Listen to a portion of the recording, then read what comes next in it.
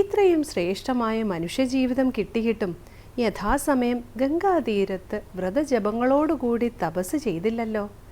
അതുപോലെ ദേവപ്രസിദ്ധവും ശിവതത്വത്തിലേക്ക് ഉയർത്തുന്ന അത്യുത്കൃഷ്ടവുമായ ശ്രീരുദ്രം വേണ്ടതുപോലെ വേണ്ട സമയത്ത് ജപിക്കപ്പെട്ടില്ലല്ലോ. ഇത്തരത്തിൽ യഥാസമയം ചെയ്യേണ്ടതൊന്നും ചെയ്യാതെ യൗവനവും വാർദ്ധക്യവും കടന്നുപോയി. അതുകൊണ്ട് സംഭവിച്ചു പോയ അപരാധങ്ങൾ ക്ഷമിക്കണമെന്ന് പ്രാർത്ഥിക്കുന്ന ശിവ അപരാധ ക്ഷമാപണ സ്തോത്രത്തിലെ 8-ാം ശ്ലോകം സ്വാമി ചിദാനന്ദപുരി വ്യാഖ്യാനിക്കുന്നത് ഇനി കേൾക്കാം.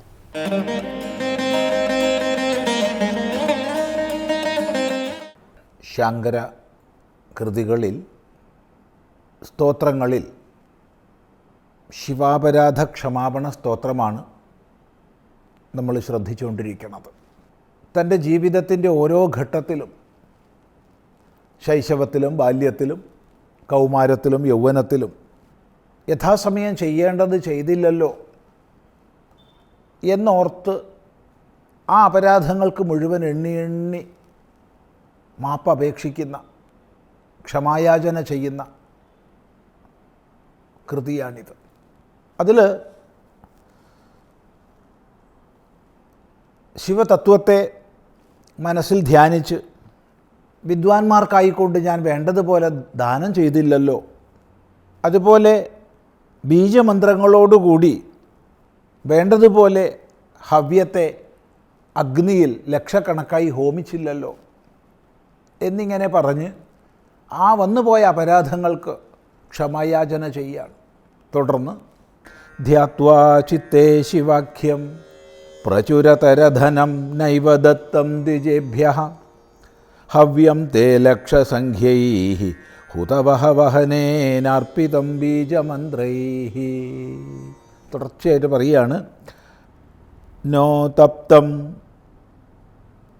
ഗംഗാതീരേ, ഇവിടെ പാഠഭേദം ഗംഗാതീരേ എന്നാണ്. നോ തപ്തം ഗംഗാതീരേ വ്രതജപനിയമൈ രുദ്രജാപ്യം ന ജപ്തം. യഥാസമയത്ത് ഗംഗാതീരത്തിൽ വ്രതജപനിയമങ്ങളോടുകൂടി തപസ് ചെയ്യപ്പെട്ടില്ലല്ലോ. തപസ്സിന്, ജീവിതത്തിൽ തപസ് അനുഷ്ഠിക്കാൻ ഏറ്റവും ശ്രേഷ്ഠങ്ങളായ സ്ഥലങ്ങൾ, സ്വാഭാവികമായി തന്നെ പരിശുദ്ധങ്ങളായ സ്ഥലങ്ങളും ഇനി സ്വയം സംസ്കരിച്ച് ശുദ്ധിയെ വരുത്തുന്ന സ്ഥലങ്ങളും ഇങ്ങനെയുണ്ട്. ആ കൂട്ടത്തിൽ ഏറ്റവും ഉത്കൃഷ്ടമായി മാനിക്കപ്പെടുന്നതാണ് ഗംഗാതീരം. സകല ലോകങ്ങളെയും പരിശുദ്ധമാക്കി തീർക്കുന്ന ഗംഗയുടെ സന്നിധി. അത് ഹിമാലയമാക്കാം, ഇനി സ്വർലോകഗാമിനിയായ ഗംഗ ഭൂമിയിലേക്ക് ഇറങ്ങി വന്ന ശേഷം ഒഴുകുന്ന മറ്റ് സമതല പ്രദേശങ്ങളാവാം. ഏതായാലും ഗോമുഖം മുതൽ അഥവാ ഗംഗോത്തരി മുതൽ ഗംഗാസാഗരം വരെയുള്ള ഗംഗയുടെ ഇരുതടങ്ങളും തപസ്സികൾക്ക്, സാധകർക്ക് ഏറ്റവും ആദരണീയമാണ്, പ്രപൂജ്യമാണ്. സകല ലോകത്തെയും പവിത്രമാക്കുന്ന സാന്നിധ്യം. അങ്ങനെയുള്ള ഗംഗയുടെ തീരത്തിൽ നോ തപ്തം, തപസ് ചെയ്യപ്പെട്ടില്ലല്ലോ. ഇത്രയും ശ്രേഷ്ഠമായൊരു മനുഷ്യജന്മം ലഭിച്ചിട്ടും അതിനെനിക്ക് സാധിച്ചില്ലല്ലോ എന്നാണ് ഒരു അപരാധം ഓർമ്മിക്കുന്നത്. എങ്ങനെ തപസ് ചെയ്തില്ല?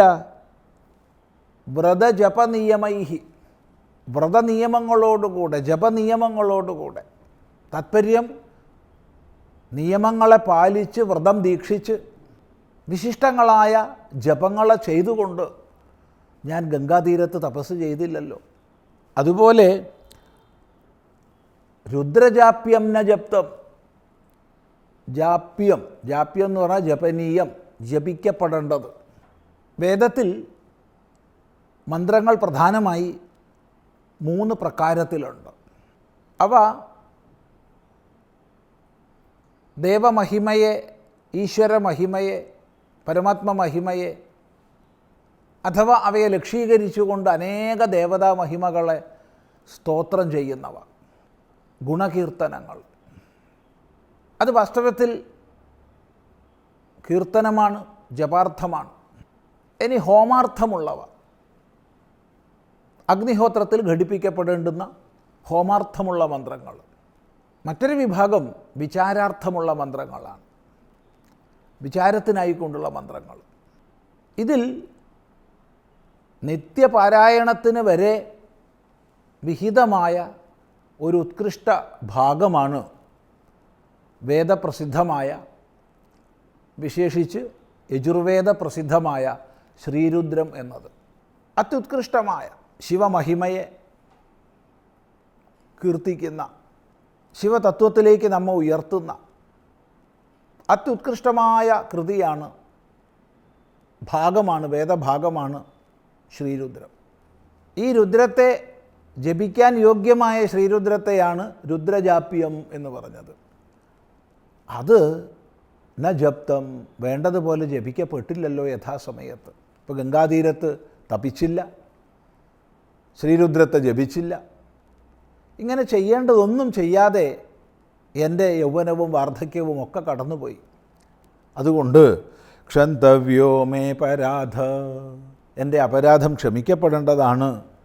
മുൻ ശ്ലോകങ്ങളിലെല്ലാം പറഞ്ഞ പോലെ ശിവ ശിവ ശിവഭോ ശ്രീമഹാദേവ ശംഭോ എന്ന് ആവർത്തിക്കുകയാണ്. തുടർന്ന് നമുക്ക് അടുത്ത പ്രാവശ്യം ശ്രദ്ധിക്കാം.